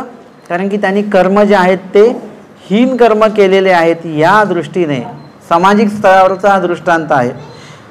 तयासी तयाची जातीची पांती नाही, म्हणजे ब्राह्मण जातीची पण पांती नाही आणि शूद्र जातीची सुद्धा पंक्तीमध्ये त्याला बसवत नाहीत. उलट ह्यांच्याकडे काही पंगत बसली तर काय केलं जातं, तयासी खाप्रियांना बाहेरी घाली ती. जसं ब्राह्मण लोक शूद्र जातीच्या लोकांना स्वतःच्या पंक्तीत न बसवता बाहेर बसवतात आणि त्यांना काही भोजन वगैरे तिकडे बाहेरच्या बाहेर देतात, तसं या ब्राह्मणाची स्थिती झाली की शूद्र जातीचे लोक या ब्राह्मणाला स्वतःच्या पंक्तीला बसवत नाहीत, बाहेरच्या बाहेर बसवतात आणि खापरामध्ये मडक्याच्या खापरामध्ये त्याला अन्न बाहेरी घाली ती, म्हणजे पंक्तीच्या बाहेर, मंडपाच्या बाहेर. अशा प्रकारे जर का हीन कर्म केलं तर तुम्हाला कोणीच स्वीकारत नाही. सामाजिक स्तरावर व्यवहारामध्ये जर का तुम्ही हीन कर्म केले तर तुमचा स्वीकार समाजही करत नाही. आणि जर का सामाजिक स्तरावर तुम्ही दोषजनक जर का कार्य करत असाल, हिंसाजनक कार्य करत असाल, माणसं दुखवण्याचं जर का कार्य करत असाल तर परमेश्वर त्या जीवाचा स्वीकार मग करत नाहीत. आणि म्हणून आपलं कार्य कसं असलं पाहिजे, उत्तम प्रकारचं कार्य आपलं असणं गरजेचं आहे. हा दृष्टांत झाल्याचा सिद्धांत सांगतात. तैसे अज्ञानाच्या सारखी ज्ञानी या क्रिया करी तरी तयासी तयाची पांती नाही. आपण त्या दिवशी काय बघितलं की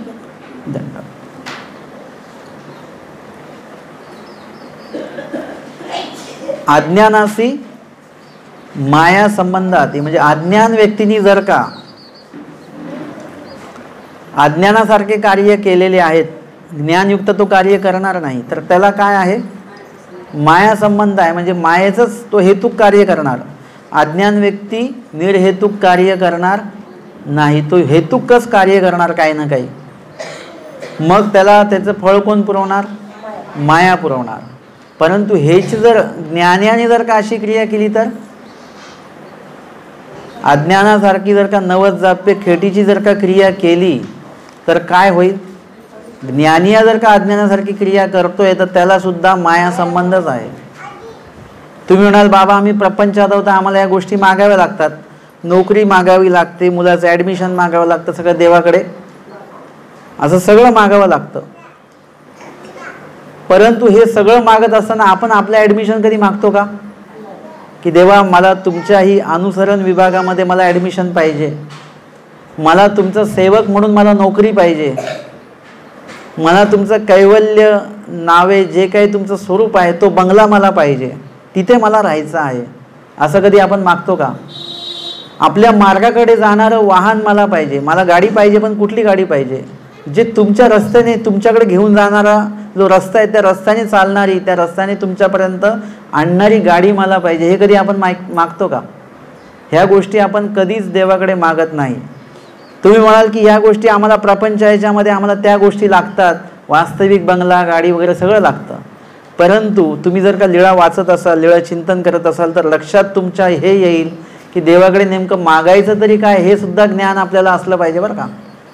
कनाशीच्या ब्राह्मणाला आपण सगळे हसतो की प्रत्यक्ष देव भेटला तरी त्यांनी काय मागितलं, देवाकडे प्रेमदान मागितलं नाही, ज्ञानदान मागितलं नाही, सन्निधान मागितलं नाही, पुनःसंबंध मागितला नाही, मोक्ष मागितला नाही, त्यांनी काय मागितलं, शेतीवाडीच मागितली. किती मूर्ख होता तो. परंतु आपण त्याचाच आदर्श घेतलेला आहे. आपल्या सर्वांचे गुरु कोण आहे, कनाशीचा ब्राह्मण आपल्या सर्वांचे गुरु आहेत.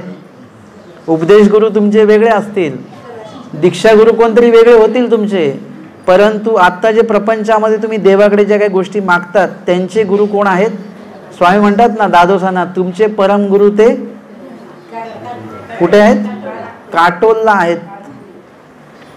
आणि श्री प्रभू ते वानरेशाचे परमगुरु आहेत. तुमचे परमगुरु श्री प्रभू नाहीत असं स्वामी दादोसांना सांगतात. तसं आपण पण बघितलं पाहिजे की प्रत्येक गोष्टीचा आपला गुरु आहे. भाजी आहे गुरु मानावा. मला ही भाजी शिकवली अमक्यानी, ते माझे त्या बाबतीत गुरु आहेत. मला बसायला कसं टाकावं, आता देवाकडे मागावं कसं आणि काय काय मागावं, एका विड्यामध्ये सगळं.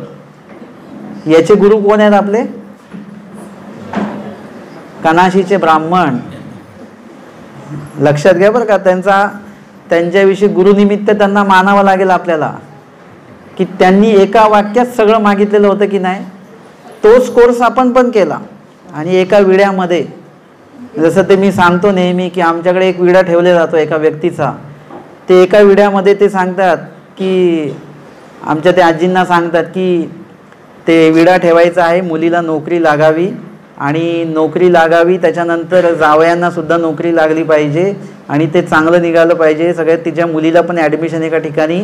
आणि ते विडा ठेवता ठेवता विडा टेकत, आणि हे पण सांगा की तिची तब्येत चांगली राहिली पाहिजे. पटकन विडा ठेवलेला. आम्ही बघतच राहतो एका विड्यामध्ये देवानी कितीतरी कामं करावीत. हे कुठून आलं आपल्याकडे? कनाशीच्या ब्राह्मणांकडनं. म्हणून आपले गुरु ते आहेत. परमेश्वराकडे कसं मागावं, काय मागावं. पण माझ्या मताने आपले गुरु कनाशीचे ब्राह्मण असावेत का? तुम्हाला अभिमानास्पद वाटतं का हे? आमचे गुरु कोण असावे मागण्याच्या दृष्टिकोनातनं? साधाईचा असाव्या. त्यांनी पुन्हा संबंध मागितला.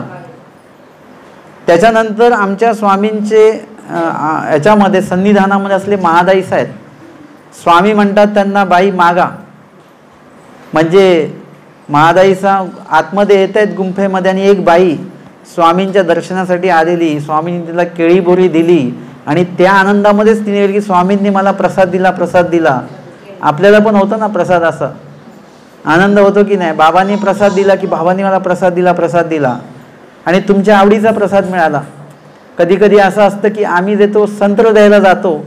हो, संत्र नका देतो, ते ॲपल द्या प्रसादमध्ये. आणि संत्र आम्ही नेहमीच खातो, आमच्या भागात संत्र आहे. पण ॲपल द्या, तो काश्मीरमधनं आलेलं आहे ते. म्हणजे आपण प्रसाद आपल्या आवडीचा मागत असतो नेहमी, आणि आपल्या आवडीचा प्रसाद मिळाला की आपण प्रसन्न असतो. आणि त्या बाईला प्रसन्न बघून महादाई त्यांना म्हणतात, तू दैवाची भाग्याची, देवाने तुला प्रसाद दिला. असं म्हणून महादाईसा आतमध्ये आल्या आणि स्वामी तिला म्हणतात, बाई तुम्हालाही प्रसाद हवा का? त्या बाईंना तुम्ही दैवाची भाग्याची म्हटले तर तुम्हालाही दैवाचं भाग्याचं व्हायचं आहे का? आपण असतो तर म्हटलं असतो, देवा हो 2 सफरचंद द्या, डाळिंब द्या, डॉक्टरनी तेच खायला सांगितलेलं आहे. परंतु महादाईसांनी ते मागितलं का? ओ स्वामी द्यायला तयार आहेत. आम्ही व्याख्या काय केली? प्रसन्न होऊन जो भेटतोय त्याला प्रसाद म्हणतात. आमचे स्वामी प्रसन्नतेने देत आहेत प्रसाद. परंतु त्या महादाईस आहेत, त्यांना तो स्वामींचा तो प्रसाद नकारायची धमक महादाईसांमध्ये आहे. आपल्यामध्ये असणार का ती? नाही. आता ते देत आहेत तर नाही कसं काय म्हणायचं?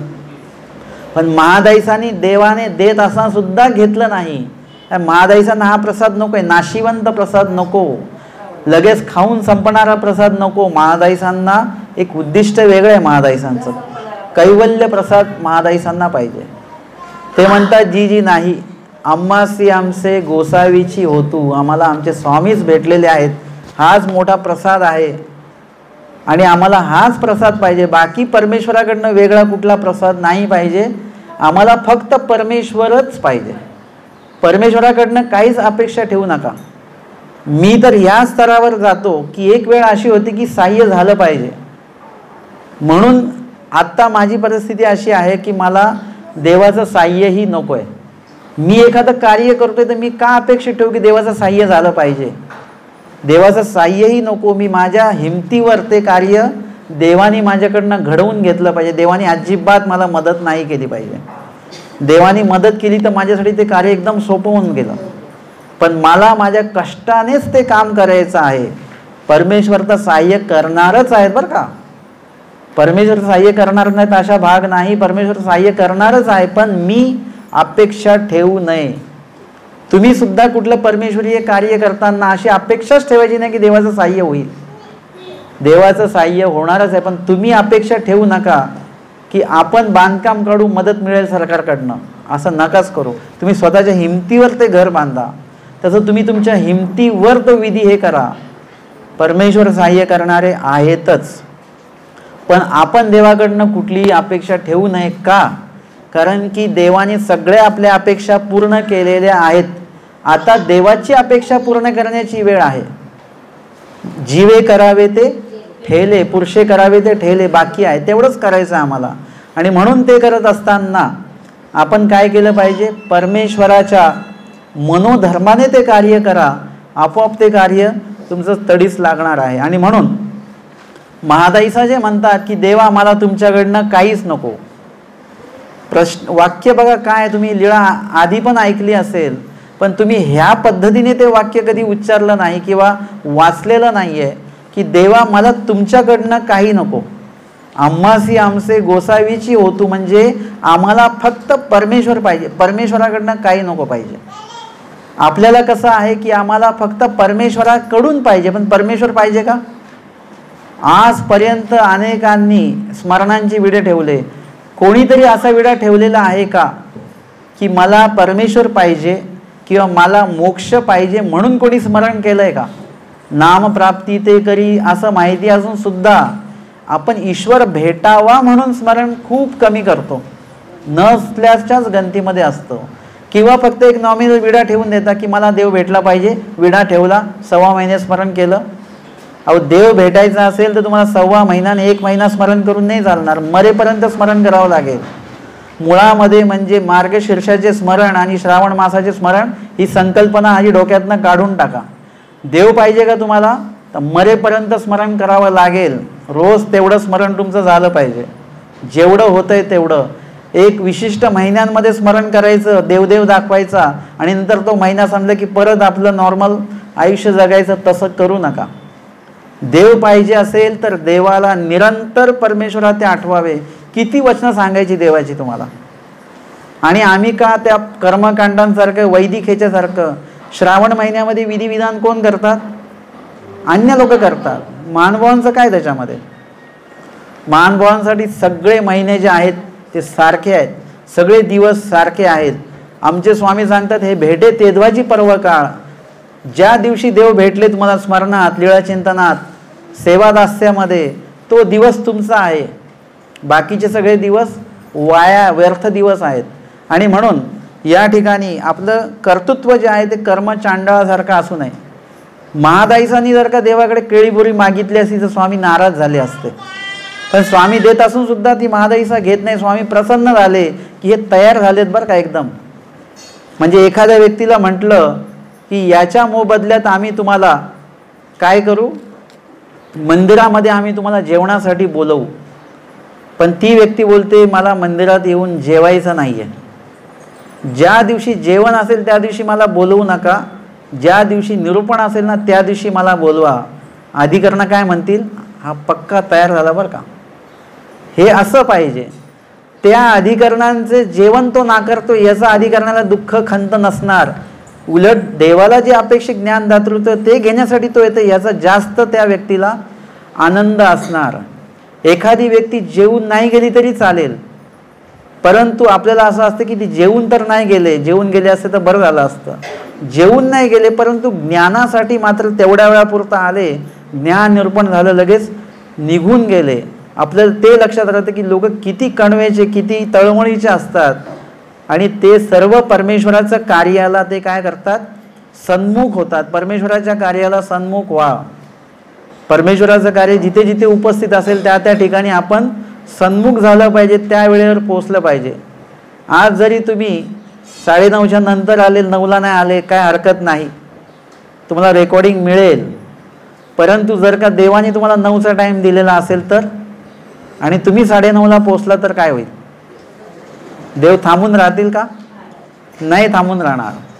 ती वेळ कोणी हुकवली? द्विज गोरक्षांच्या त्या ब्राह्मणाने ती वेळ हुकवली. स्वामी बाहिरे वाहिरे बीजे केले, ती वेळ आपली राहिली बरं का थोडीशी. त्यावेळेस स्वामी प्रत्यक्ष दारात आहेत, स्वामींना ओळखलेलं आहे, सगळं झालेलं आहे. परंतु काय झालं? आतमध्ये स्वामींचं वाट बघत राहिले. स्वामींच्या वेळेत स्वामी तिथे बाहेर गेलं पाहिजे होतं. स्वामींची जी वेळ आहे त्या वेळात तिथे उपस्थित राहिलं पाहिजे होतं. त्यांनी काय केलं, स्वतःच्या वेळेनुसार मॅनेज करायचं ठरवलं आणि आमच्या स्वामींनी काय केलं, बाहेर निघून गेले.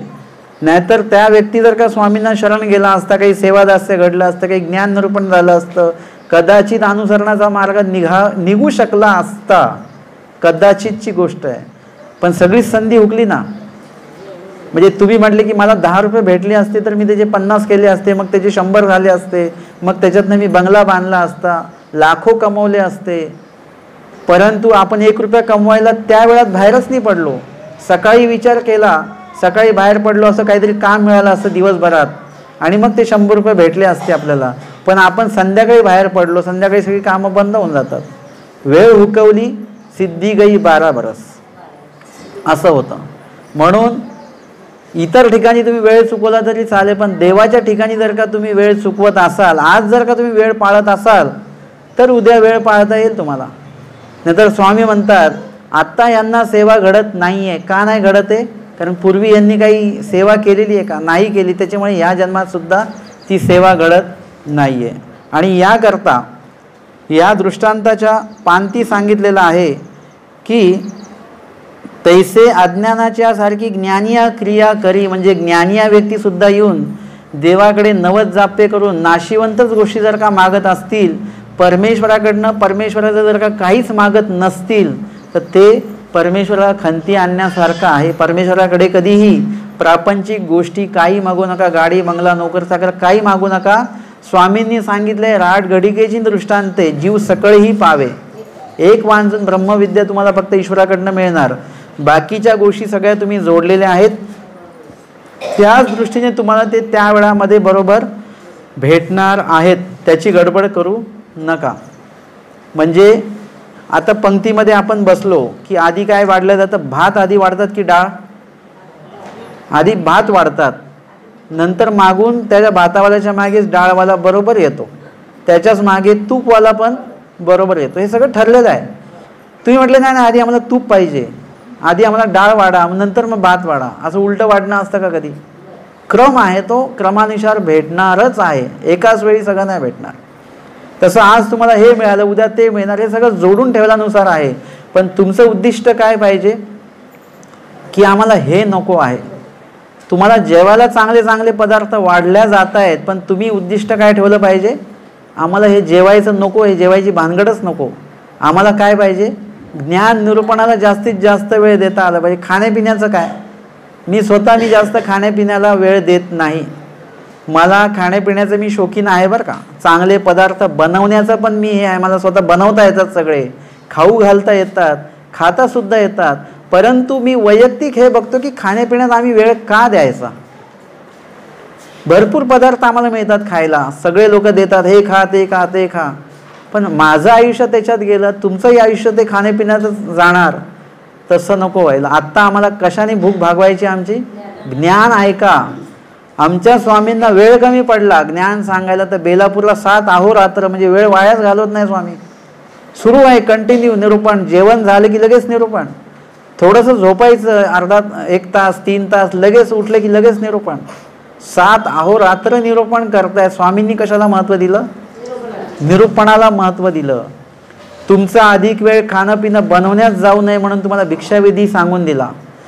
भिक्षाविधी केला, भिक्षा तर आणली, पण ते खाण्यापिण्यात तुमचा अधिक वेळ जाऊ नये.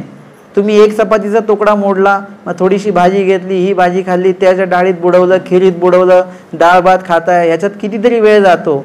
देवानी सांगितलं खाण्यापिण्यात वेळ गेला नाही पाहिजे. सगळे अन्न एकत्र करा, कालवाने पटापट खाऊन घ्या, ते चावावा गिळावा बस एवढंच करा. त्याच्यात खाण्यात सुद्धा वेळ तुमचा गेला नाही पाहिजे. व देवानी सांगितलं भिक्षा मागण्यात सुद्धा वेळ घालवू नका. भिक्षा मागायला जाताना सुद्धा परमेश्वर मला कुठे भेटतील का, कुणाच्या कणवेच्या जो घरी देव भेटतील का, भिक्षेला जातच नाही आमचा साधक. आमचा साधक जातो देव शोधण्यासाठी.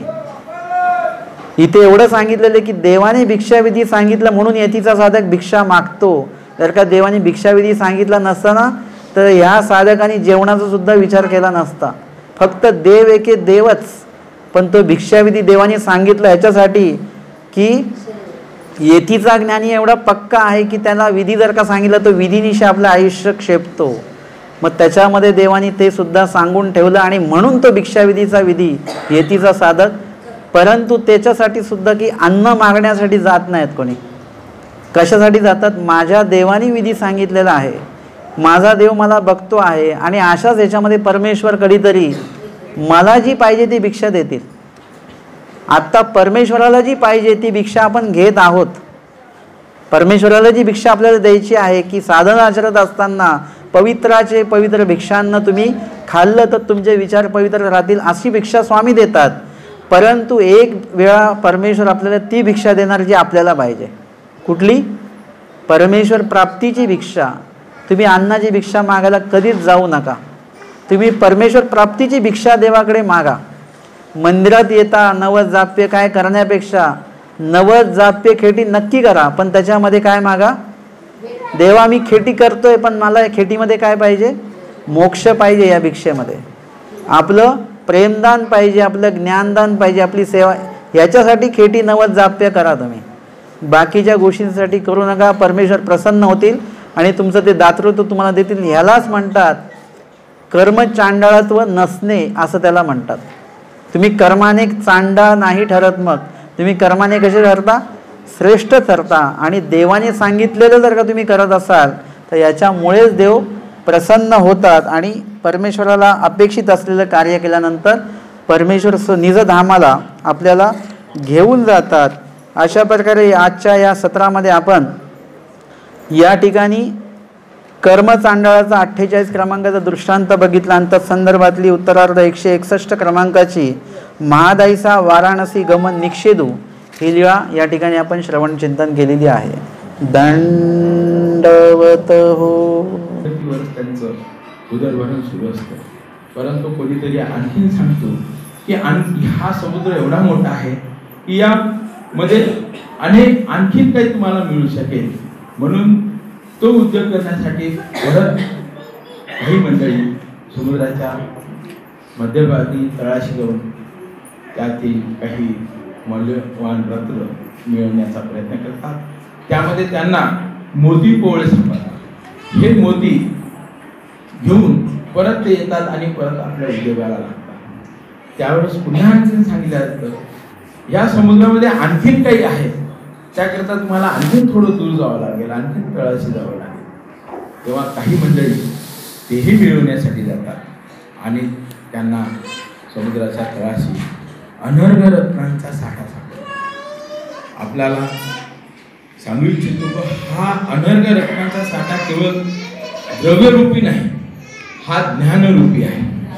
आणि ज्यावेळेस मंडळी हे अनर्घ रत्न घेऊन तेव्हा राजाला भेटीसाठी येतात, तेव्हा राजालाही सुद्धा या अनर्घ रत्नाची परीक्षा नसते. त्यावेळेस राजा रत्नपारखीला बोलवतो. रत्नपारखी येतो आणि या अनर्घ रत्नाला तो पारखतो, परंतु त्यालाही ते अनर्घ रत्न किती मौल्यवान आहे याची सुद्धा कल्पना नाही. आणि तो सांगतो राजाला की जे अनर्घ रत्न आपणासाठी सादर झालेले आहेत हे अनर्घ रत्न अनमोल आहे. जो कोणी या रत्नाचा मोल ठरेल त्याच्या जिभेला कुष्ठता येईल. कुष्ठता येईल म्हणजे त्याची झीज होईल. एवढे अनमोल रत्न आज आपल्याला सागर दादा यांच्या अमृतवाणीतून प्रीतवाणीतून आपल्याला मिळालेले आहे. या अनर्घ रत्नामुळे आपलं जीवन, आपलं कैवल्यवासी जीवन, कैवल्य परमार्गाचं जे जीवन आहे हे सुकर होईल. असं हे अमृततुल्य ज्ञान योग दादांनी आमच्यासाठी घडवून आणला. आमच्या आर्ततेला दादांनी प्रतिसाद दिला. हे आमच्या अनेक जणांचं खूप अहोभाग्य समजतं. म्हणून या ठिकाणी आपण हा छोटासा ज्ञान यत्न या ठिकाणी साकार केलेला आहे. आणि सोबत या दृष्टांतामध्ये सांगितलं जातं की ज्यांना कवडे मिळाली त्या कवड्यांची किंमत जेवढी होती तेवढंच त्यांना मिळालं. जेव्हा हे कवड्यांची किंमत संपली तेव्हा त्यांचं सगळं सुखपर संपलं. ज्यांना मोती पोवळे मिळाले, मोती पोवळ्यांचे जेवढं मोल होतं ते त्यांनी उपभोगलं, तेही त्यांचं संपलं. परंतु अनर्घ रत्न ज्यांना ज्यांना मिळालं, हे अनर्घ रत्न हे कायमस्वरूपी राहिलं आणि त्यांचा मोक्षप्राप्तीचा जो आनंद आहे हा अनर्घ रत्न यामधून आपल्याला मिळालं. हे अनर्घ रत्न आपल्याला मिळो असंच आपण ईश्वर चरणी प्रार्थना करूया. आणि मागच्या महिन्यामध्ये नागपूर येथे परमपूज्य परम आदरणीय श्री प्रातस्मरणीय श्रद्धेय श्री अंकुळेकर बाबांची महावाक्याची पोथी होती. या पोथीमध्ये अगोदरच घोषित केलं होतं की ज्यांचं सूत्रपाठ मुखगत असेल, कुठूनही त्यांना विचारलं तर सांगता आलं पाहिजे, असं ज्यांचं सूत्रपाठ मुखगत आहे अशा सर्वांना अनर्घ रत्नाने सन्मानित करण्यात येणार असे अगोदर सांगण्यात आलं. आणि मला सांगण्यास आनंद होतो की त्यामध्ये एकूण 35 वाचनिकांनी अशा प्रकारचं सूत्रपाठ पूर्णपणे मुखोद्गत सांगितलं, कुठेही प्रकारची न थांबता. अशा या 35 जणांना परमपूज्य परम आदरणीय श्रद्धेय प्रातस्मरणीय अंकुळेकर बाबा यांनी येळंकर बाबा यांनी त्यांना अनर्घ रत्न यांनी अनर्घ रत्न पुरस्कार या पुरस्काराने त्यांना सन्मानित करणे असे हे अमोल ज्ञान आपणा या ठिकाणी सागरदादाजी तळेगावकर यांनी निरूपलेलं आहे. या कारणास्तव आपण या ठिकाणी आज हा खरं म्हणजे हा समारोपीय समारंभ नसायलाच पाहिजे, पुन्हा पुन्हा यावं असं मी बाबांना या ठिकाणी आपल्याकडून आर्ततेने विनवितो. अशाच प्रकारचं ज्ञान त्यांनी आमच्या अनेकांना द्यावं असं मी या ठिकाणी आपल्या सर्वांतर्फे विनंती करतो. त्यानंतर जो ज्ञानयोग हा आपल्या अर्थपूर्ततेनेच हा ज्ञानयोग घडून आला.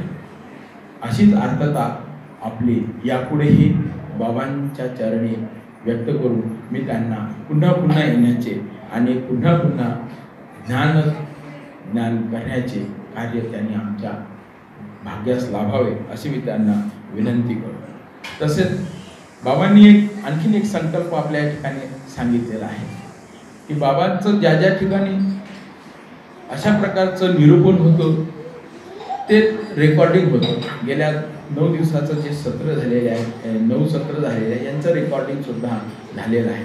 यापूर्वीही जे सत्र झालेले आहेत त्याचंही रेकॉर्डिंग ते आपल्या आरणे उपदेशी